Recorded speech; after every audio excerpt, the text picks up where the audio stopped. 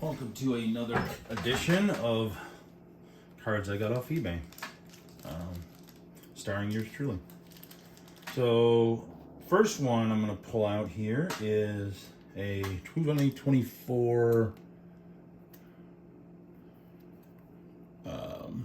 rated prospect. Never know what this is called. It's got like squares in the background. That's one of my pet peeves with the parallels is there's so many different parallels. I don't know what the difference between a shimmer and a crackle and a sand, whatever, sand glitter. And I mean, they've got so many different ones and they don't really describe like with a picture. This is the difference between a shimmer and a crackle. But this one I believe is some kind of velocity, something. Rated prospect 2024 of Mr. Blake Mitchell, who defensively is pretty sound, but his offense is going to have to develop if he wants to take over Selvy's old spot.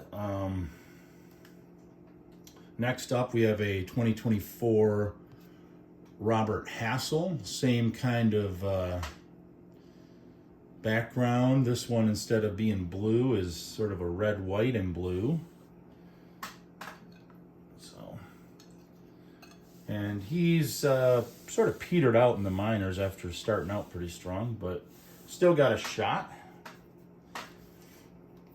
Next up, I have a 2025 Tommy Troy rated prospect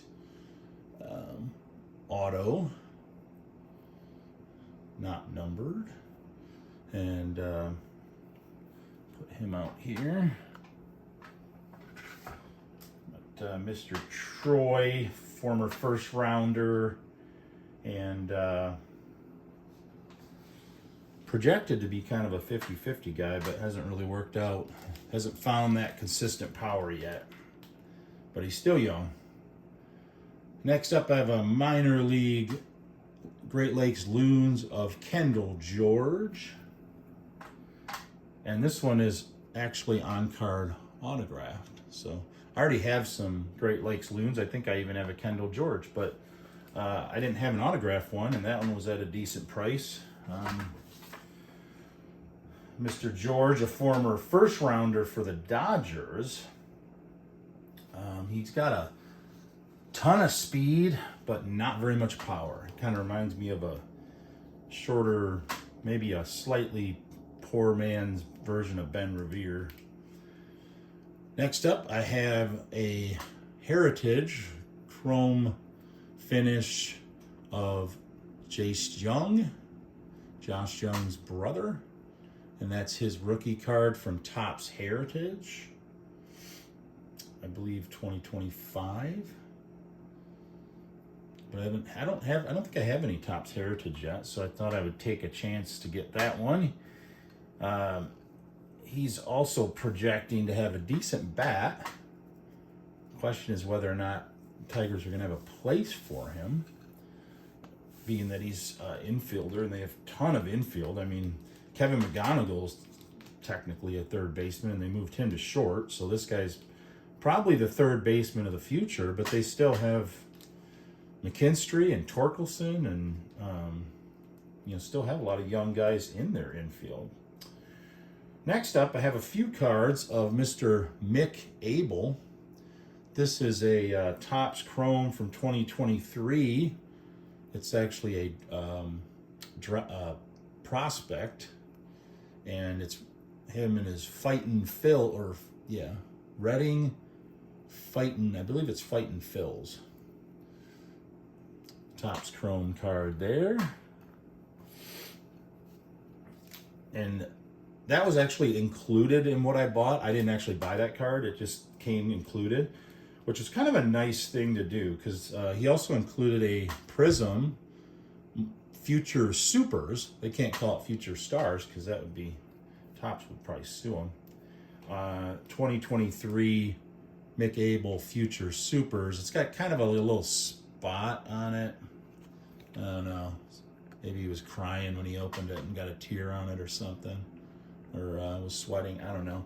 But it's not perfectly gradable, so threw that in for free. But the card I actually ordered was this one. This is a Panini National Treasures numbered 4 of 25 for Mr. Mick Abel. And it is not from any specific game or event, so don't even ask. But I like that card, and it's numbered, and I still think Mick Abel's got a decent shot of putting a career together. He's kind of petered out a little bit, but he's still young. Another card that was thrown in these purchases was a Noelve Marte Future Star. So this one's from, I believe, 2025. Yeah, it's a 2025 design.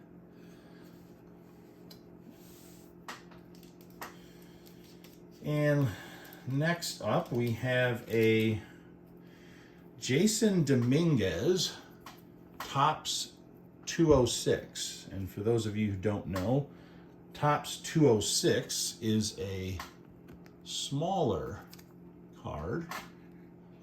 They come in like little packs that look like cigarette packs, but it's a smaller card. I'm not a huge favor of the smaller card. Topps also used to do their Topps minis, and I always thought that was kind of dumb.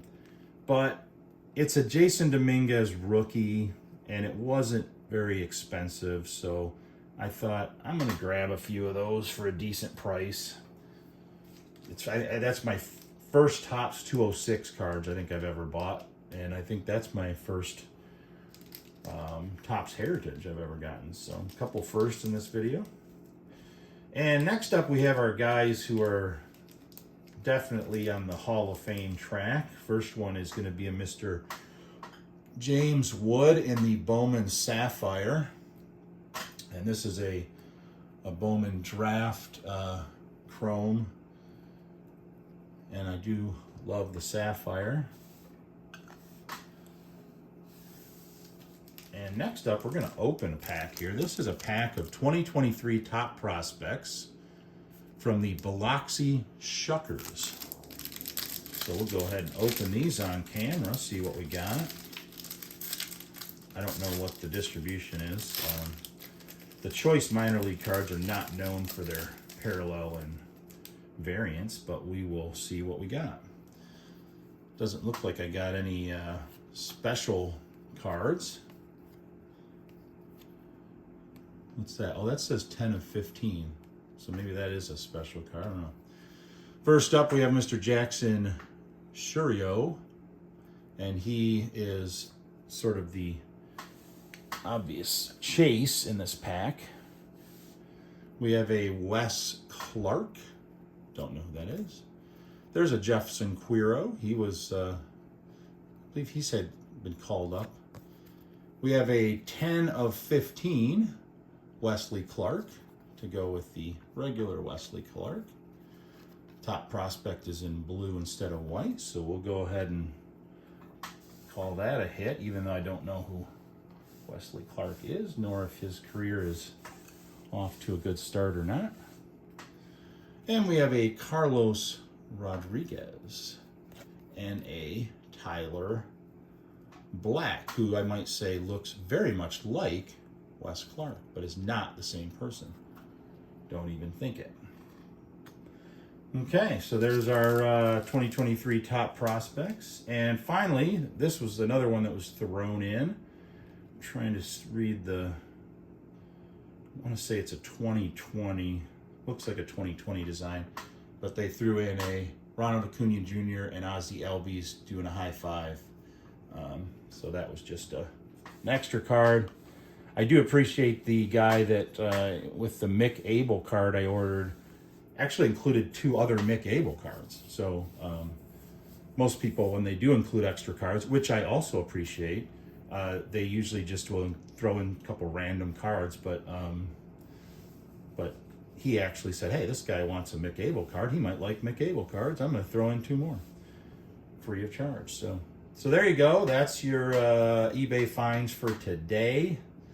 I will be having another video either later today or tomorrow where I will be opening up a couple hanger boxes from a minor league team. And hopefully it's kind of like the top prospects where there'll be at least a shot at a parallel of some kind. But we'll see. It's hard to even get AI to figure out if they have parallels in those boxes or not. So I might have just ordered 2 hanger boxes with 2 complete base card sets of that minor league team, but that's all right. They were not that expensive, so we'll be opening those up in the next video. Thanks for watching. Go ahead and hit subscribe if you haven't.